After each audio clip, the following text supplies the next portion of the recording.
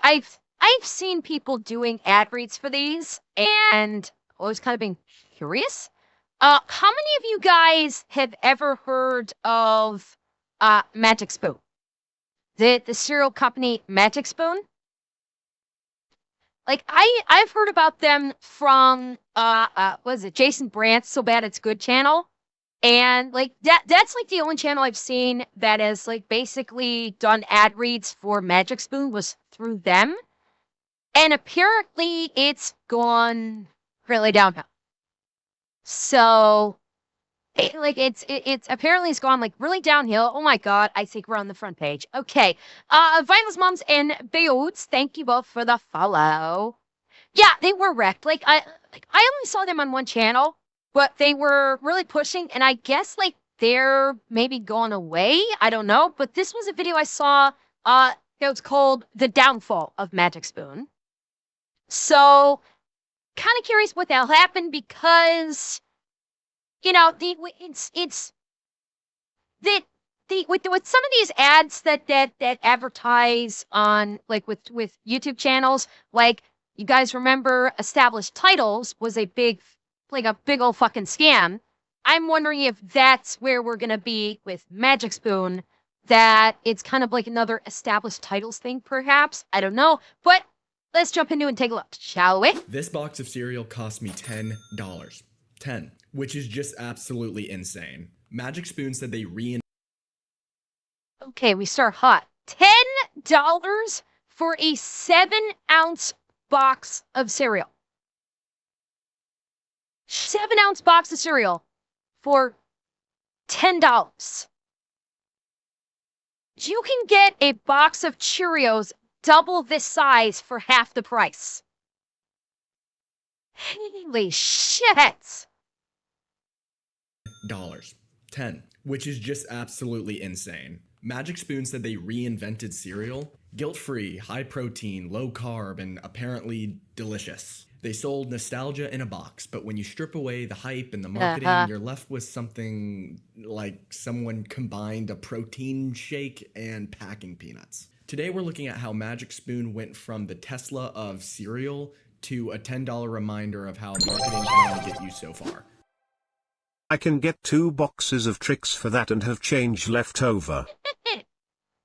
Yes, but Kinito, tricks are for kids. Someone get the bunny.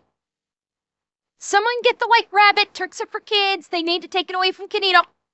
Magic Spoon launched in 2019 with a promise. Cereal without the sugar crash. High protein, low carb, keto friendly. Basically, they told adults that they could eat like kids again without all the guilt. From day one, they didn't just sell cereal, they sold a story. Childhood nostalgia, wrapped up in Instagrammable boxes that looked like they belonged. Did you, Goodman? Okay. Goodman? I'm curious. Was it good? Was Magic Spoon good? Like tasty? Or was it crap? And how did it affect your God, but I've lost the fucking word. Not blood. Well, yeah, your blood sugar. Like, how did it affect your blood sugar? It's at all. I'm genuinely curious. In an art gallery, not a grocery store. Their marketing plan was pretty genius, actually, depending on how you kind of look at it. Pay influencers, flood podcasts, and plaster every health buzzword you can think of. They wanted to be like the Tesla of cereal, disrupting the old grocery aisles, and convince you that paying $10 for a box of cereal is an investment in your health. And at first, it worked. I liked it. It had 0 sugar and helped slightly. Okay, well, it's good that it had 0 sugar, Goodman. How was the taste? Oh, Black Wolf, you tried it? And you said, and it was all right? Okay. So I'm legit curious. For those of you guys that have tried this, is what he's about to say about Magic Spoon correct, or is he full of shit?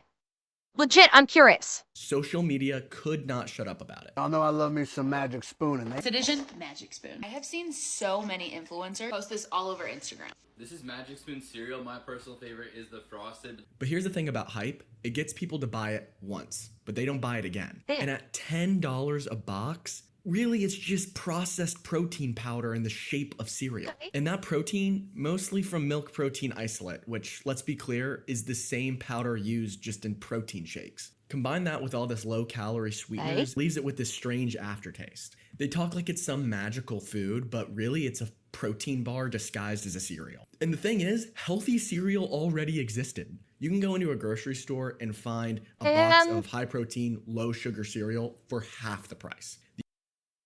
Okay. What he's just talking about there is you can find cereal that's like, high protein for half the price.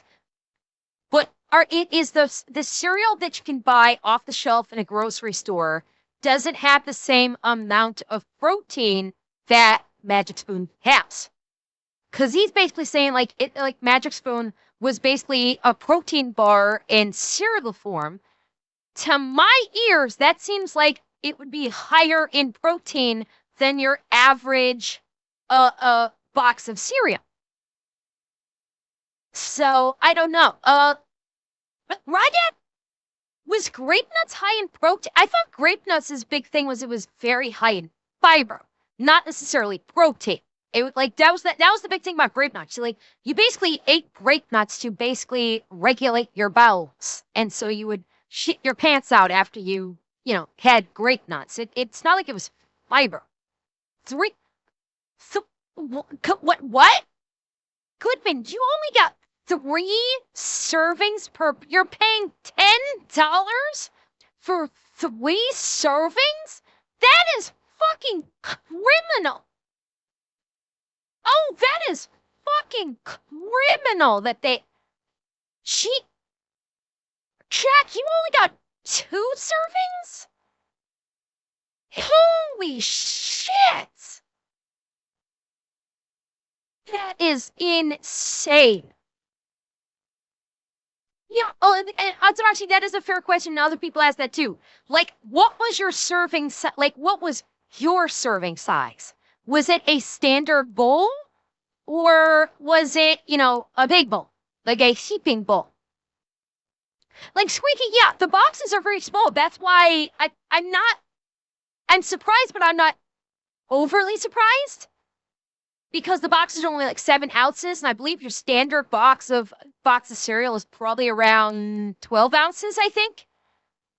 But yeah, but we'll see what the suggested serving size is. Goodman, yours was a standard breakfast cereal bowl, and I'm assuming it was full. And I'm going to guess that you fill up the bowl to just so the cereal is like below the rim. You're not pouring like a seeping serving of it or anything. The only real innovation here was branding. The biggest claim that they pushed was the taste. They swore it was just like the cereals you ate as a kid. So I decided to see if it was possible to recreate that taste and texture of all of my favorite childhood cereals without the junk. And 6 months. Wait. Hold up. It's the thinness. Oh! That's part of it. Not only is it a short box, it's thin. I'm wondering if that might actually be the box, maybe slimmer than the standard cereal box. I feel like the standard cereal box extends out about that much further. So it's not only the height, but the width. Without the junk. And 6 months later, Magic Spoon was born. But for most people, I think that's where it falls short. And again, at $10 a box, this has got to be perfect cereal. Because if you do the math, there's 5 servings per container on here. So you're paying $2 per bowl. So that was a fucking lie. According to you guys, they claim it's 5 servings. You guys are saying with a standard size cereal bowl filled up to just below the rim, 2 to 3 servings. Huh? Yeah, and we have to see what their suggested serving size is. Because even if you're using a standard cereal bowl and not even filling it up to heaping proportions, they may suggest a much lower serving size. Bowl of cereal. And here's the thing. If you're buying Magic Spoon, you're not just buying it for the cereal. You're buying it for the brand. 1 cup? The okay. Yeah, so if the suggested serving size is 1 cup according to the box, it's gonna feel like nothing. There's one cup is going to feel like absolutely nothing. Influencer hype, the packaging. But the product itself is not worth the price tag. People started realizing that they could mix their own protein at home for a fraction of the cost. Or just eat eggs and skip the whole overpriced cereal game. Want to know what it is? It's this. It's this. It's Yeah. Oh no. Oh no. Oh God. Bull ring detected! Bull ring detected! Warning! Warning! Danger, Will Robinson! Danger! Oh, we got the bull ring, we've got the nostril ring, and we even have 2 lower lip piercings. Oh, God! The klaxons are sounding. God help us all. this stuff, okay? Everyone on the ads for it and the commercials, like, oh, it's so fantastic. I can't believe how great it tastes and it's good for you, is a dirty, rotten liar. I'm starting with Magic Spoon. Magic Spoon is fucking disgusting, dude. Okay, I'm trying Magic Spoon cereal for the first time. This shit tastes like cardboard. But anyways, time for the moment of truth. I am going to actually try these because I've never had them before. Yes, I paid $10 for 2 boxes of this. This is $20 in cereal. 20. All right. God. Let's see how this is. Let's try the fruity flavor first. I'm not sure I'm understanding the art style they're going for here. I saw somebody comment on another video. It looks like they use the same artist as, like, Google. Yeah.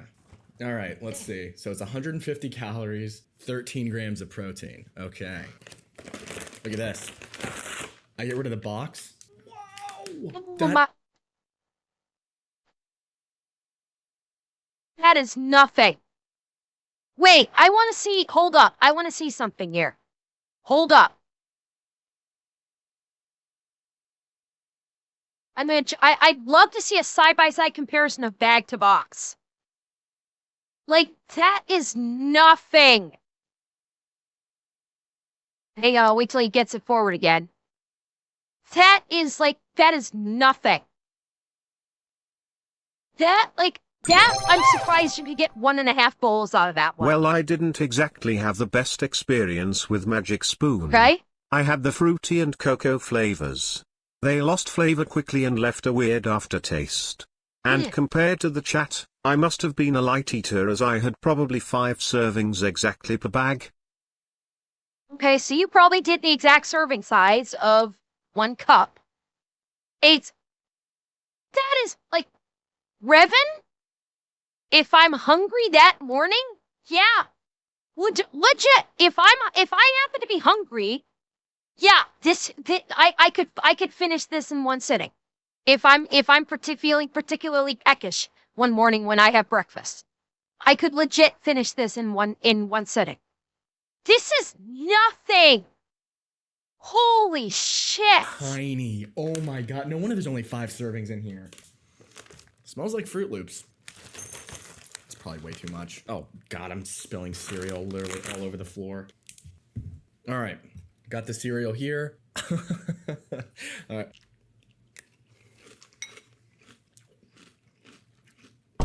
No. All right, I'm being a bit dramatic. It's not horrible, but it's not good. And it's definitely not worth $10, that's for sure. It just doesn't really have a flavor. The protein powder kind of baked into it comes through at the very end. It's honestly kind of weird. I'm not a fan. Yeah, this is hype. This is not worth it. I'm not eating any more of that. Fruity Magic Spoon, miss.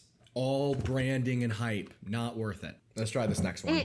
Now let's try cinnamon toast. Maybe this will be better. Whatever. Okay. Let's see what we've been missing out on. I read online that this is the best flavor, so we'll see. Again, really? That actually, interestingly enough, this one looks like it has more cereal in the bag than the other one.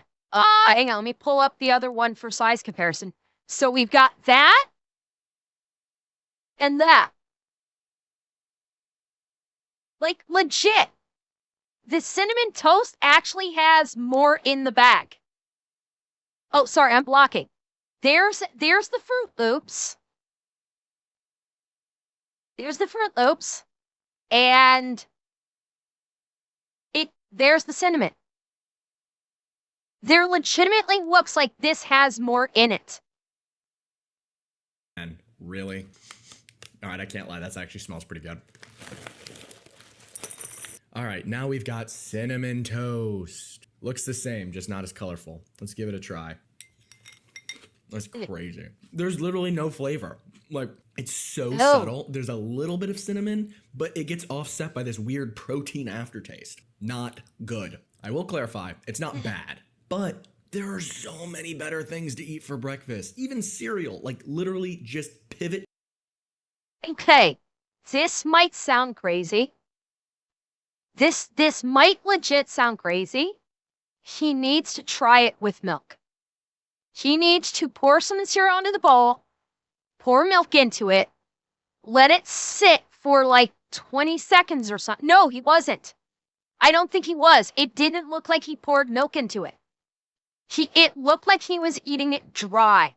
Hang on. Oh, wait. No, he did what? Nope. So, sorry. Nope, he does have milk in there. There is milk. Okay, from the look of it, it didn't look like he put milk into it. No, he did. He did. There's milk in there. Okay, never mind. I retract my statement. The test was done with milk. There's literally no flavor.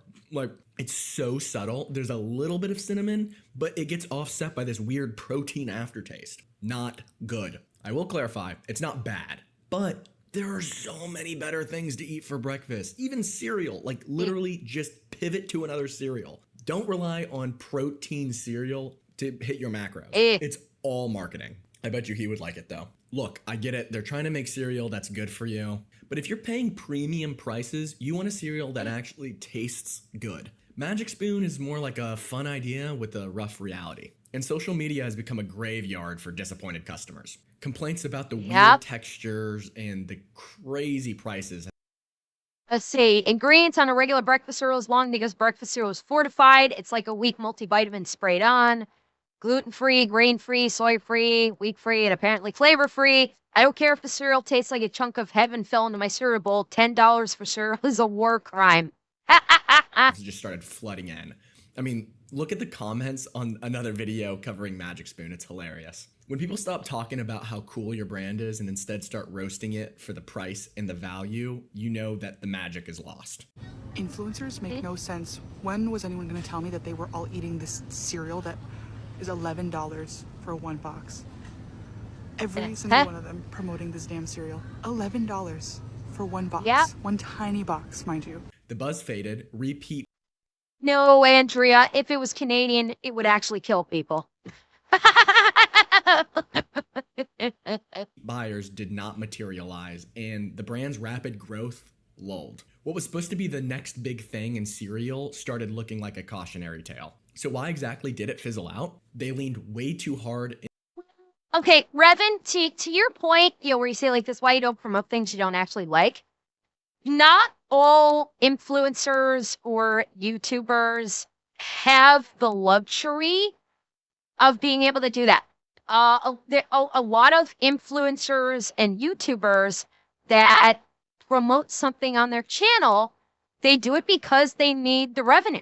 They need the,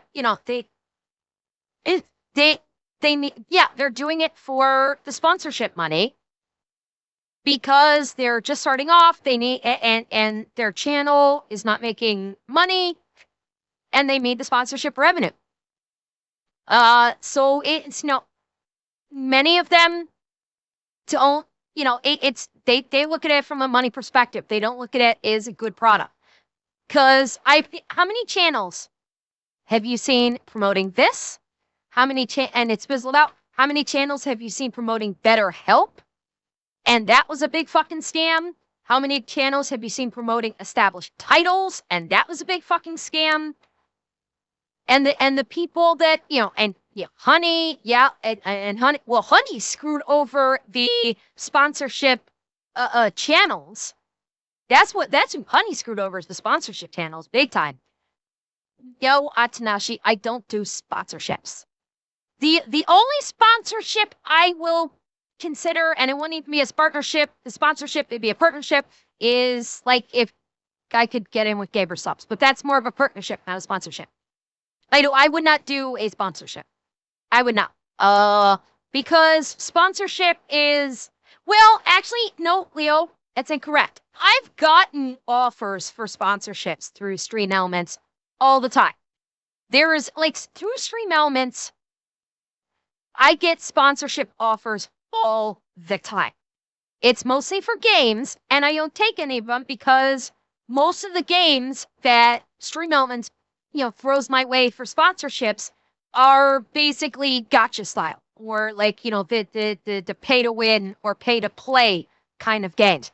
And so I'm obviously not going to do a sponsorship for those. I'm not going to probably do any sponsorship ads for one very specific reason.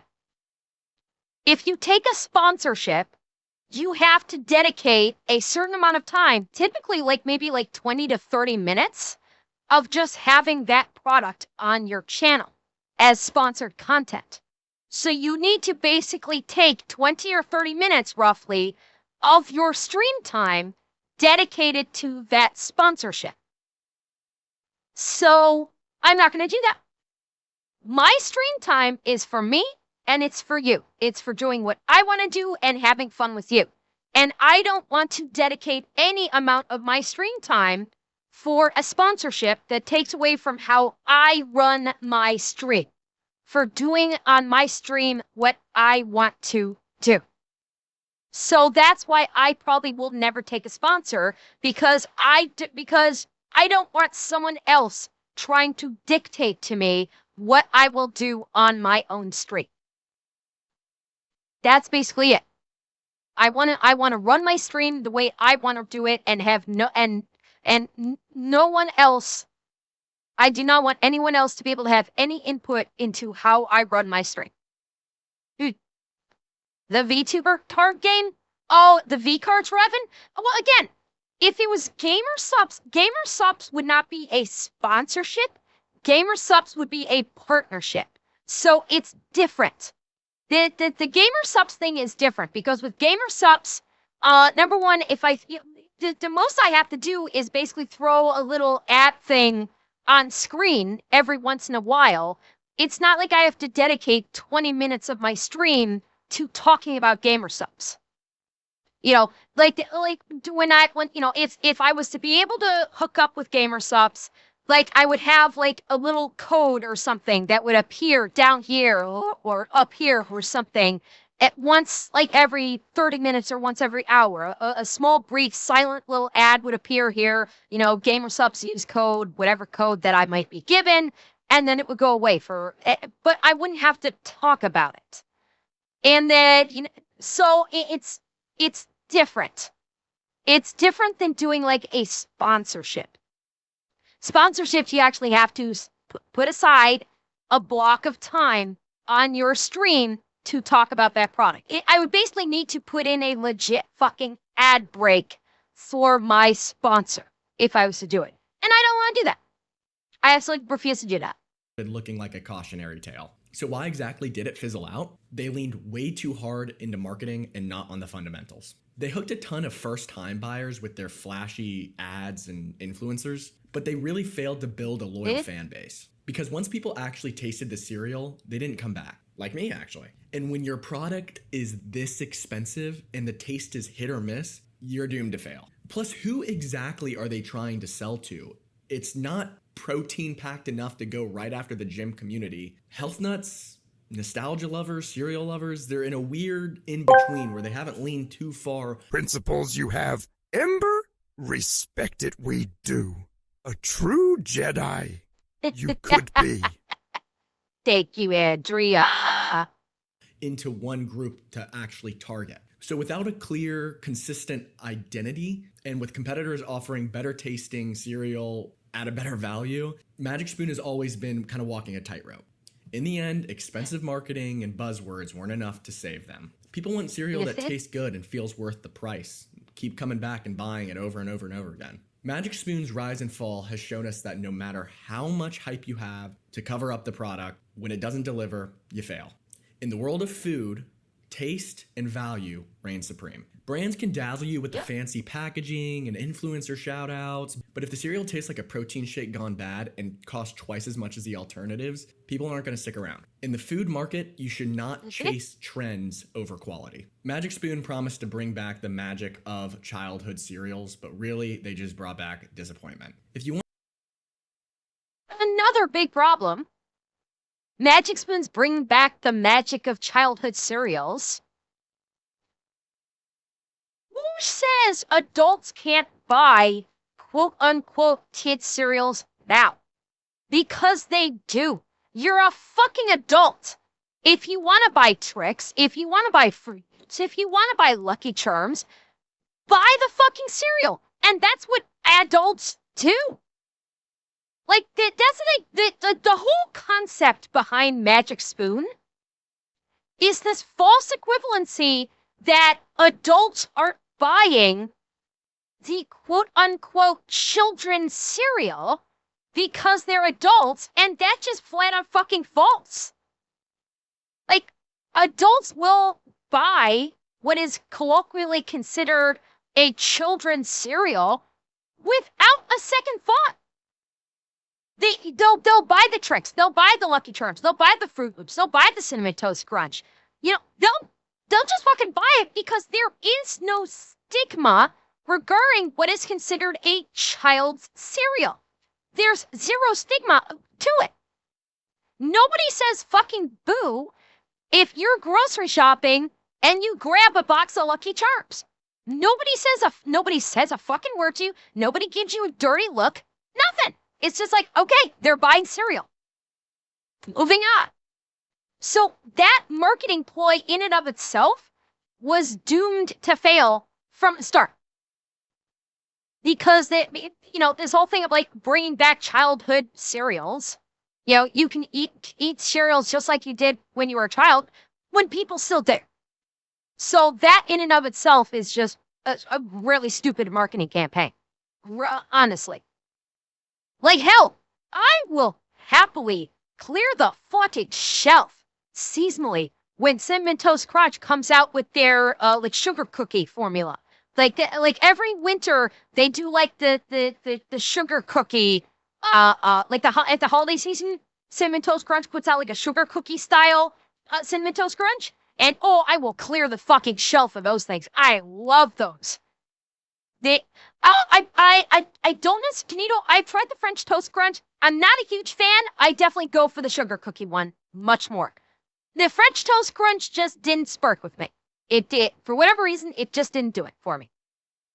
Want nostalgia? Buy the real deal. And if you want health, find something that won't break the bank. And if you want an example of how marketing can only get you so far, look at Magic Spoon. As always, thank you guys so much for watching, and I will see you in the next one. Okay. Well, that was interesting. That was quite interesting. And I was kind of curious because, like I said, when I watched So Bad It's Good, they used to do marketing for. They used to do the marketing for that, and I was kind of curious what the taste was like. So that's good to know.